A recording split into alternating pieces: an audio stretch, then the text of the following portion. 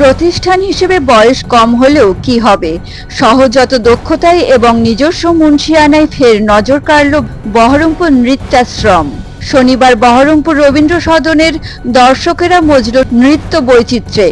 কত্থক থেকে ভারতনাট্যমের মতো ধ্রুপদী নৃত্য থেকে লোকনৃত্য, এমনকি জনপ্রিয় চলচ্চিত্রের নাচের কোরিওগ্রাফি চাই কি নাই আয়োজন ছিল। আর বাঙালির অহংকার রবীন্দ্র নৃত্য থেকে নজরুল গীতির নৃত্যায়ন তো ছিলই, তবে মূল আকর্ষণ ছিল দুর্বৃত্তের কাছে আতঙ্কের এক নাম দেবী চৌধুরানী। কে বলবে চতুর্থ বছরের বার্ষিক অনুষ্ঠান ৩ থেকে ৬০ সবাইকে নাচিয়ে ছাড়লেন স্বর্ণালী।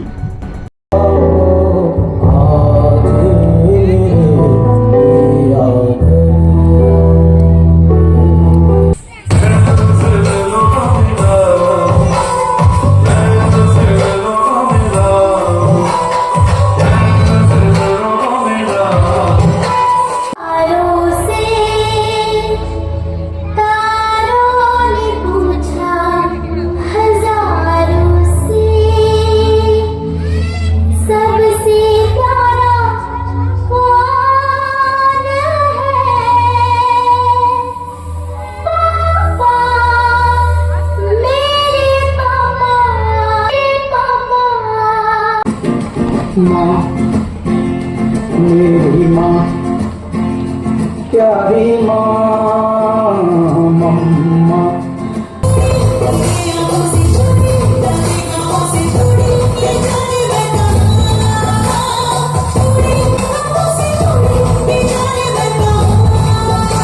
2019 সাল থেকে শুরু হয়েছে বহরমপুর নৃত্যাশ্রমের পথ চলা।